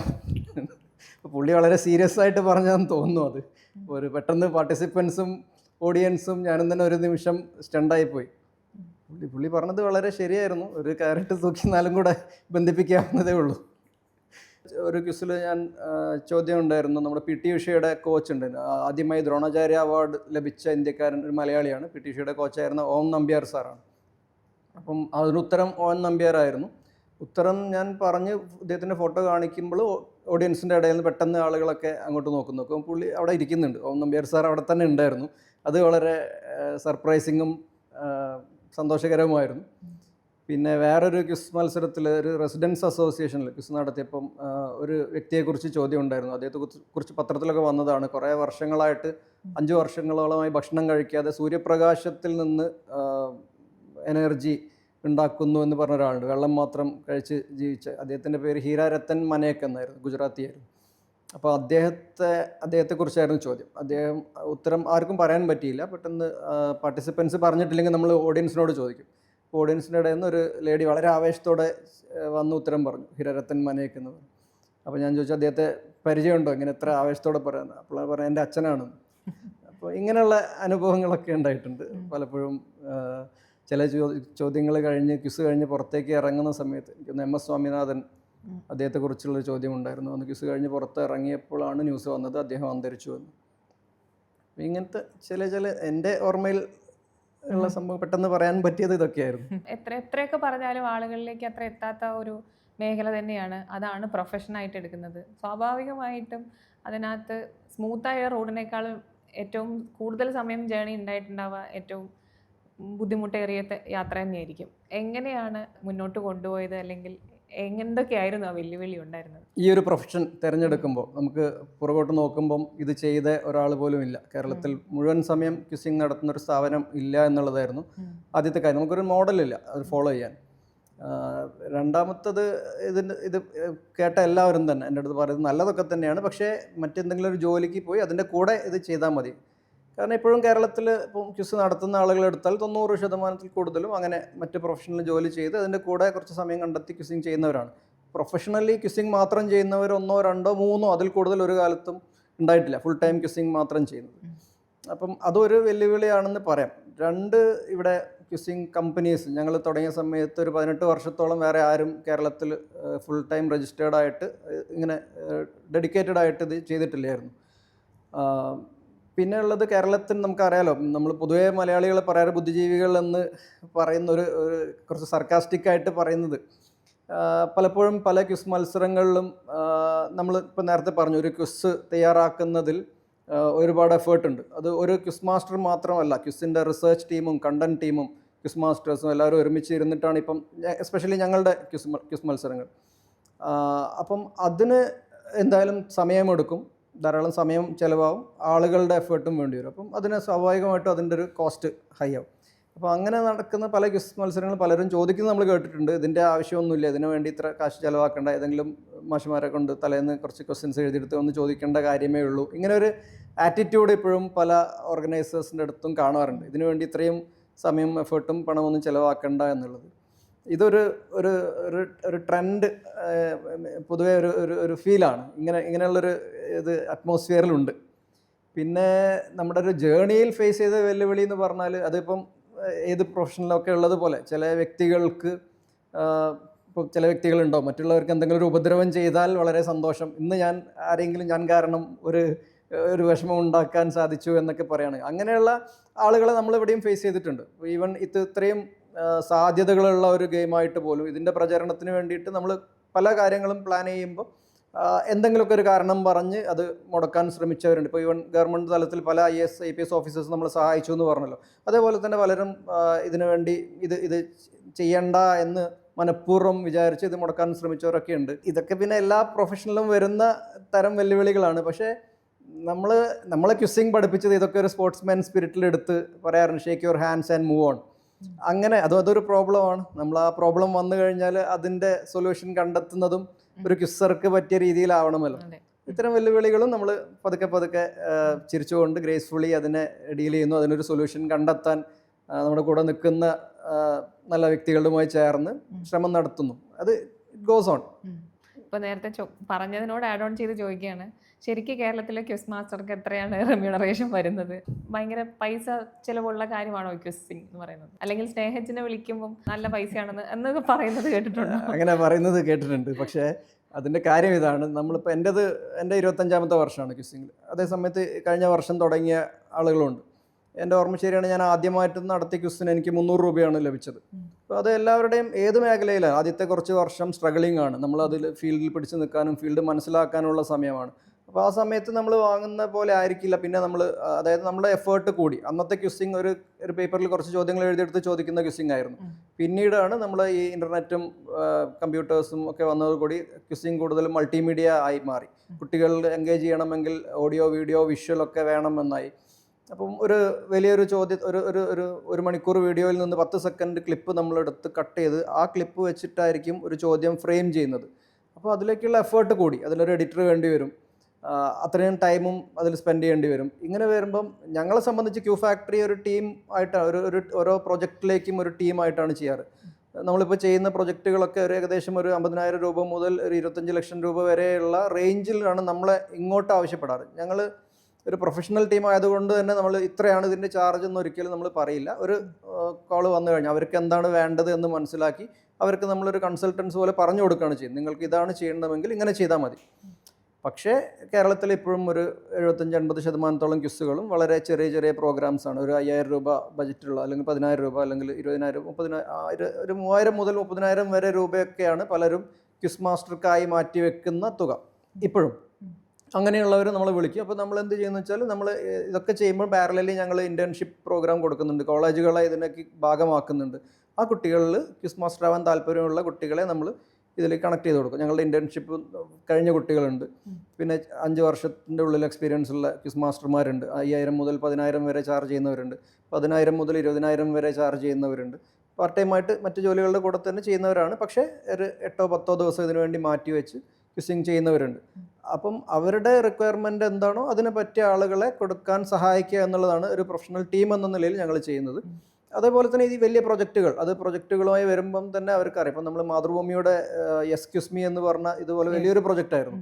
ഒരു 2 മാസത്തോളം നീണ്ടു നിന്ന കേരളത്തിലെ ഏറ്റവും വലിയ ആ സ്കൂൾ കുട്ടികൾക്കുള്ള കാറ്റഗറിയിൽ വന്ന ക്വിസായിരുന്നു. അതൊക്കെ വലിയ പ്രൊജക്റ്റാണ്. അതിൻ്റെ അകത്ത് നമ്പർ ഓഫ് ക്വിസസ് കൂടും, അതിൻ്റെ അകത്ത് വർക്ക് ചെയ്യുന്ന ആളുകളുടെ എണ്ണം കൂടും. അപ്പം എല്ലാ പ്രൊഫഷനും പോലെ ഇത് എല്ലാ ബാൻഡ് വിഡ്ത്തിലും ഇത് നടക്കുന്നുണ്ട്. ചെറിയ ക്വിസ് 3,000 രൂപയുടെ ക്വിസ് മുതൽ 30 ലക്ഷം 50 ലക്ഷം രൂപയുടെ ക്വിസ് വരെ ഇവിടെ നടക്കുന്നുണ്ട്. ഞങ്ങൾ ഒരു പ്രീമിയം ഇൻസ്റ്റിറ്റ്യൂട്ട് ആയതുകൊണ്ട് ആദ്യത്തെ ഒരു 20-18 വർഷത്തോളം നമ്മൾ മാത്രമേ ഉള്ളൂ. നമ്മുടെ ആ ഒരു എക്സ്പീരിയൻസും എക്സ്പെർട്ടൈസും ഇതിന് കൂടെ സഹായിക്കുന്ന ആളുകളുടെയൊക്കെ പ്രൊഫൈൽ വെച്ച് നോക്കുന്നതുകൊണ്ട് പ്രീമിയം ഇവൻറ്റുകൾ വരുമ്പോൾ പലപ്പോഴും ആദ്യം നമ്മളെ വിളിക്കാറുമുണ്ട്. ഈ മേഖലയിലേക്ക് വരാൻ ആർക്കെങ്കിലും താല്പര്യമുണ്ടല്ലോ, അല്ലെങ്കിൽ സ്റ്റാർട്ടപ്പ് എന്നൊക്കെ ആലോചിക്കുമ്പോഴത്തേനും ക്വിസിങ് എന്തുകൊണ്ട് ആലോചിച്ചുകൂടാ എന്ന് തോന്നുന്ന യുവാക്കളോട് എന്താണ് പറയാനുള്ളത്? ഈ പ്രൊഫഷൻ്റെ പ്രത്യേകത ഞാൻ മനസ്സിലാക്കിയത്, എനിക്ക് സിനിമ കാണാൻ ഇഷ്ടമാണ്, യാത്ര ചെയ്യാൻ ഇഷ്ടമാണ്, വായിക്കാൻ ഇഷ്ടമാണ്, പാട്ട് കേൾക്കാൻ ഇഷ്ടമാണ്.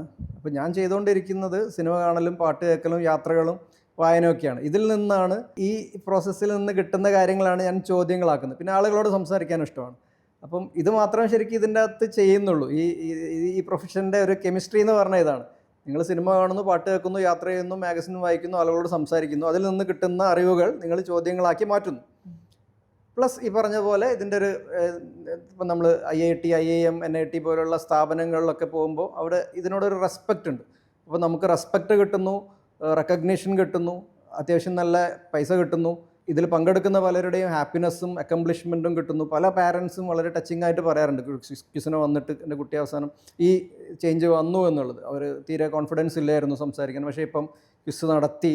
അങ്ങനെ ഞങ്ങൾക്കൊരു കൂട്ടായ്മയൊക്കെ ഉണ്ട്, ഇൻഫോർമൽ Q പോസിറ്റീവ് എന്ന പേരിൽ ഇൻഫോർമൽ കൂട്ടായ്മകളുണ്ട്. എല്ലാ മാസത്തിലും ഏതെങ്കിലും ഒരു ദിവസം മുടങ്ങാതെ നടക്കുന്നുണ്ട്. അപ്പോൾ അതിലൊക്കെ സ്ഥിരമായിട്ട് വന്നിരിക്കുന്ന കുട്ടികൾക്ക് വളരെയധികം കോൺഫിഡൻസ് വരുന്നൊരു കാര്യമാണ്. അപ്പം ഈ ഒരു ഗെയിമിൻ്റെ സാധ്യതകൾ മനസ്സിലാക്കിയാൽ കേരളത്തിലുള്ള 10,000-ഓളം സ്കൂളുകളും ഒരു 2,000-ഓളം കോളേജുകൾ, പ്രൊഫഷണൽ കോളേജുകളാവട്ടെ, മെഡിക്കൽ, ഡെൻ്റൽ, ഫാർമ, എഞ്ചിനീയറിംഗ്, ഏത് മേഖലയിലുള്ള കോളേജുകളും കമ്പനികളും സ്ഥാപനങ്ങളും ഡിപ്പാർട്ട്മെൻറ്റുകൾക്കൊക്കെ വർഷത്തിൽ ഒരു ക്വിസെങ്കിലും സംഘടിപ്പിക്കാൻ പറ്റും. പിന്നെ നമുക്ക് നോക്കാം ക്ലബ്ബുകൾ, ലയൺസ് ക്ലബ്ബ്, റോട്ടറി, റോട്ടറാക്ട്, IMA തുടങ്ങിയ ക്ലബ്ബുകൾ, ഇവരൊക്കെ കുറച്ച് പേരൊക്കെ റാൻഡമായിട്ട് ചെയ്യുന്നുണ്ട്. സത്യം പറയുകയാണെങ്കിൽ ഓരോരുത്തർക്കും വർഷത്തിൽ ഒരു ഇവൻറ്റ് ഏതെങ്കിലും ഒരു ഡേയുടെ ഭാഗമായിട്ട് അവർക്ക് ചെയ്യാൻ പറ്റും. അങ്ങനെ വരികയാണെങ്കിൽ ഒരു 10,000-10,000 ക്വിസുകൾ നടക്കാനുള്ള ഒരു പൊട്ടൻഷ്യൽ ഉള്ള സംസ്ഥാനമാണ് നമ്മുടെ കേരളം. പക്ഷേ ഇവിടെ ആകെയുള്ളത് വളരെ വിരലിലെണ്ണാവുന്ന രീതിയിൽ, ഇത് എന്താ പറയുക, തുടങ്ങിയെന്ന് പോലും പറയാൻ പറ്റാത്ത അത്രയും വലിയൊരു ഇൻഡസ്ട്രിയാണ് ഇത്. ശരിക്കും മുന്നോട്ടുള്ള സാധ്യതകൾ ഇരിക്കുന്നത്. ഇൻ്റർനാഷണൽ ക്യൂസിംഗ് അസോസിയേഷൻ്റെ ക്യൂസ് പ്ലെയർ ആണ് ഞങ്ങളെന്ന് പറയുമ്പോൾ ആ കുട്ടിക്ക് സ്വാഭാവികമായിട്ട് അത് അഭിമാനമാണ്. അതിൻ്റെ അപ്പുറത്തേക്ക് എന്തൊക്കെയാണ് അവർക്ക് നേട്ടങ്ങളായിട്ട് ലഭിക്കുക? ആദ്യത്തെ കാര്യം പറഞ്ഞു, അതായത് ഒരു ഗെയിം, ഇപ്പോൾ ചെസ് ആവട്ടെ, ക്രിക്കറ്റ് ആവട്ടെ, ഫുട്ബോൾ ആവട്ടെ, അതിനൊരു നിശ്ചിത സ്ട്രക്ചറോ ഫ്രെയിം വർക്കോ വന്നിട്ടുണ്ട്. ഇപ്പോൾ ഫിഫയൊക്കെ വന്നിട്ട് 100-ലധികം വർഷങ്ങളായി. ഇപ്പോൾ ഫിഫയാണ് തീരുമാനിക്കുന്നത് എങ്ങനെയായിരിക്കണം ഫുട്ബോൾ, അല്ലെ ഓരോ വർഷവും ഫുട്ബോളിൽ ലോക ചാമ്പ്യന്മാർ ആരാണ് എന്ന് ഡിക്ലെയർ ചെയ്യുന്നത് ഫിഫയാണ്. അങ്ങനെയാണ് ആ ഗെയിം സ്ട്രക്ചേർഡ് ആവുന്നത്. അതിന് ജില്ലാ തലമുണ്ട്, സംസ്ഥാന തലമുണ്ട്, ദേശീയ തലമുണ്ട്, ലോക ചാമ്പ്യന്മാരുണ്ട്. ഈ സ്ട്രക്ചറിങ് ക്വിസിങ്ങിൽ 80 വർഷമായിട്ട് ഇതുവരെ വന്നിട്ടില്ല. അതായത് ഇവിടെ കുറേ വർഷങ്ങളായിട്ട് ക്വിസിന് പലരും പങ്കെടുക്കുന്നു, കളിക്കുന്നു, പോകുന്നു എന്ന് അല്ലാതെ ഒരു 20 കൊല്ലം മുന്നേ 30 കൊല്ലം മുന്നേ വന്ന ആരെക്കുറിച്ചും നമുക്ക് ആർക്കും അറിയില്ല. അങ്ങനെ റാൻഡമായിട്ട് അറിയാമെന്നുള്ളത്. അപ്പോൾ അത് ഓരോ ഗെയിമും സ്ട്രക്ചേർഡ് ആവേണ്ടതുണ്ട്. നമ്പർ 1.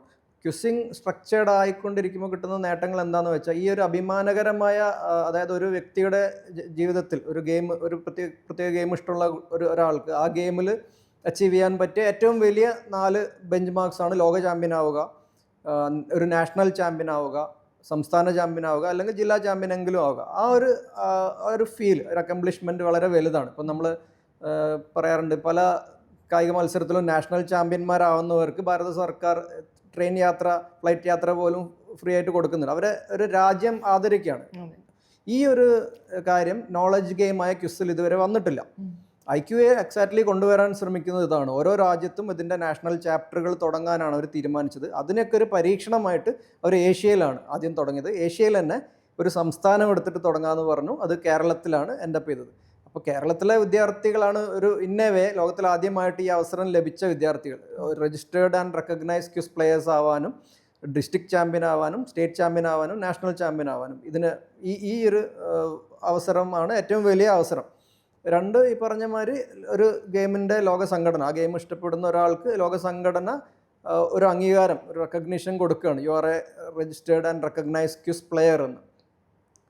IQA കൊടുക്കുന്നത് ഇതും, ഇതിൻ്റെ കൂടെ രജിസ്റ്റർ ചെയ്യുന്ന ഓരോ കുട്ടികൾക്കും ഇപ്പോൾ തൽക്കാലം IQA പറഞ്ഞിരിക്കുന്നത് 12 മാസത്തേക്ക് ഒരു 15 പേജോളമുള്ള ഡിജിറ്റൽ ക്വിസ് മാഗസിൻ കുട്ടികൾക്ക് സൗജന്യമായിട്ട് കൊടുക്കുന്നുണ്ട്. ഈ രജിസ്ട്രേഷൻ ഒരു അപ്രീസിയേഷൻ എന്ന നിലയ്ക്ക്.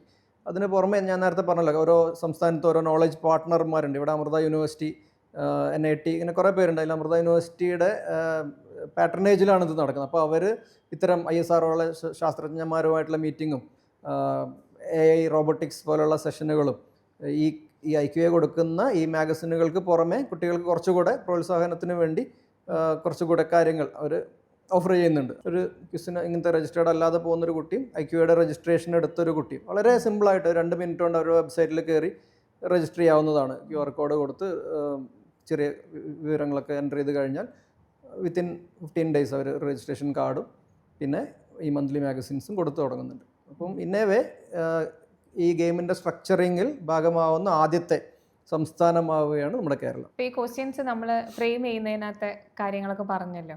ശരിക്കും ഏറ്റവും ഇൻട്രസ്റ്റിംഗ് ആയിട്ട് അങ്ങനെ എൻ്റർടൈൻമെൻറ്റ് ഫാക്ടർ കൊണ്ടുവന്നിട്ട് ക്വസ്റ്റ്യൻ ഫ്രെയിം ചെയ്യാൻ പറഞ്ഞു 2-3 ക്വസ്റ്റ്യൻസ് ഫ്രെയിം ചെയ്ത് പറയാൻ പറ്റും. നമ്മൾ പറയാറുണ്ട് ജനകീയമാവണം, അതായത് ജനപ്രീതിയും കലാമൂല്യവും ഉള്ള സിനിമ എന്ന് പറഞ്ഞ മാതിരി ചില ചോദ്യങ്ങളിൽ എന്തെങ്കിലും ഒരു എലമെൻറ്റ് കൊണ്ടുവരാമെന്ന് പറഞ്ഞല്ലോ. ഇപ്പോൾ ഫോർ എക്സാമ്പിൾ ഒരു ചോദ്യം, നമ്മുടെ ഒരു വ്യക്തി പേഴ്സി സ്പെൻസർ എന്ന് പറഞ്ഞ വ്യക്തി 1950-കളിൽ ഒരു ഉപകരണത്തിൻ്റെ അടുത്ത് നിന്ന് വർക്ക് ചെയ്തുകൊണ്ടിരിക്കുകയായിരുന്നു. അയാളുടെ പോക്കറ്റിൽ ഒരു ചോക്ലേറ്റ് ബാർ ഉണ്ടായിരുന്നു. കുറച്ച് കഴിഞ്ഞപ്പോൾ അയാൾക്ക് ആ ചോക്ലേറ്റ് ബാർ മെൽറ്റ് ചെയ്യുന്നതായിട്ട് അനുഭവപ്പെട്ടു. ഇതിൽ നിന്നാണ് നമുക്കെല്ലാം സുപരിചിതമായ ഒരു കണ്ടുപിടുത്തത്തിൻ്റെ പിറവി. എന്താണ് ഈ കണ്ടുപിടുത്തം എന്നാണ് ചോദ്യം.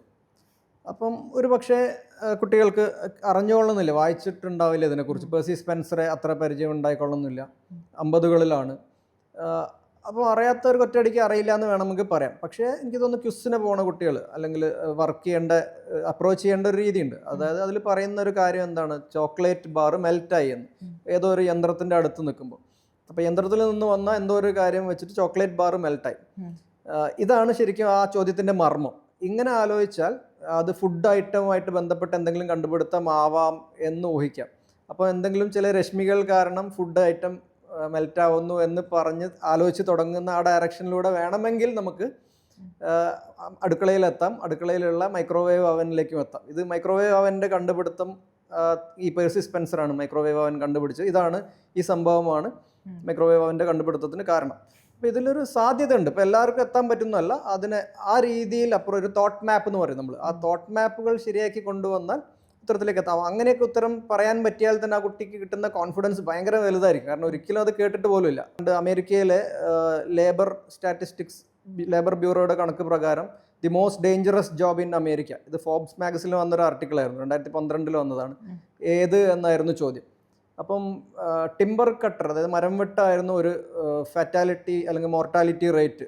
1000-1 ആണ് മോർട്ടാലിറ്റി റേറ്റ്. അങ്ങനെ 2-3 എണ്ണം കൊടുത്തിട്ട്, പക്ഷെ ഇതൊന്നുമല്ല ദി മോസ്റ്റ് ഡേഞ്ചറസ്, ഏറ്റവും കൂടുതൽ ഫെറ്റാലിറ്റി റേറ്റുള്ള ജോലി ഏത് എന്നായിരുന്നു. പല ഉത്തരങ്ങളും വരാറുണ്ട്. ഈ ഫ്ലൈറ്റ് പറപ്പിക്കുന്നത്, മൈൻ, കൽക്കരി, പിന്നെ വെള്ളത്തിലുള്ള ജോലികൾ, ഇതൊക്കെ പറയും ഉത്തരമായിട്ട്. പക്ഷേ അങ്ങനെ കണക്കാക്കുകയാണെങ്കിൽ ശരിക്കും അമേരിക്കയിലെ ദി മോസ്റ്റ് ഡേഞ്ചറസ് ജോബ് വരുന്നത് അമേരിക്കൻ പ്രസിഡൻറ്റിൻ്റെ ജോലിയാണ്. കാരണം ഒരു 45 പ്രസിഡൻറ്റുമാരിൽ 8 പേര് പ്രസിഡൻ്റ് ആയിരിക്കെയാണ് മരിച്ചത്. അത് 1000 കൺവേർട്ട് ചെയ്യുമ്പോൾ എനിക്ക് തോന്നുന്നു 178 മറ്റോ ആണ്. 178 ആണ് അതിൻ്റെ മോർട്ടാലിറ്റി റേറ്റ് വരുന്നത്. മറ്റേത് ടിമ്പർ കട്ടർ 1 മാത്രമേ ഉള്ളൂ. അപ്പം in a way the most dangerous job in America is the president of United States. ഇത് കേൾക്കുമ്പോൾ വളരെ അത്ഭുതമല്ലേ നമുക്ക്. അങ്ങനെ ഒരു പെർസ്പെക്റ്റീവിൽ ആരും ചിന്തിച്ച് കാണില്ല. ഇത്തരം ചോദ്യങ്ങളൊക്കെ ആണ് ശരിക്കും ഇന്നത്തെ ഒരു ഫ്രെയിം ചെയ്യുമ്പോൾ നമ്മൾക്കുള്ള ചാലഞ്ച്. ഇത്തരം ചോദ്യങ്ങൾ കണ്ടുപിടിക്കാനും ഫ്രെയിം ചെയ്ത് എടുക്കലുമാണ് ചാലഞ്ച്. ക്വിസ് എന്ന് പറഞ്ഞാൽ വെറുതെ എഴുതി വെക്കുന്ന കുറേ ചോദ്യങ്ങളും അതിൻ്റെ ഉത്തരങ്ങളുമാണ് എന്നതിന് അപ്പുറത്തേക്ക് ഇത് കാണുന്ന ആളുകൾക്ക് ഇതൊരു ബിസിനസ് സാധ്യത കൂടിയാണ്. അല്ലെങ്കിൽ കരിയർ ബിൽഡ് ചെയ്യാനും ഏത് കരിയർ ചൂസ് ചെയ്യുന്ന ആൾക്കും ആ കരിയറിൽ എക്സൽ ചെയ്യാൻ ക്വിസിങ് ഉപയോഗിക്കാമെന്നും മനസ്സിലാക്കുന്നതാണ് ഞാൻ മനസ്സിലാക്കുന്നത്. അപ്പോൾ ഇത്രയും നേരം ഞങ്ങൾക്കൊപ്പം സമയം ചെലവഴിച്ചതിന് നന്ദി. ഇത്രയും ഡീറ്റെയിൽഡായിട്ട് ഇത് സംസാരിക്കുന്നത് ആദ്യമായിട്ടാണ്. ഞങ്ങളുടെ പ്രതീക്ഷയും അതുതന്നെയാണ്. ക്വിസിങ് എന്ന ഗെയിമിൻ്റെ അറിയപ്പെടാത്ത സാധ്യതകൾ സ്കൂളുകളും കോളേജുകളും പാരൻസും ഒക്കെ മനസ്സിലാക്കുമെന്ന് കരുതുന്നു. എനിക്ക് പറ്റുന്ന രീതിയിൽ ഇത് പറയാൻ ശ്രമിച്ചു എന്നാണ് കരുതുന്നത്. എന്നെ ഇതിലേക്ക് വിളിച്ച മാതൃഭൂമി ഓൺലൈനിൽ വളരെ നന്ദി.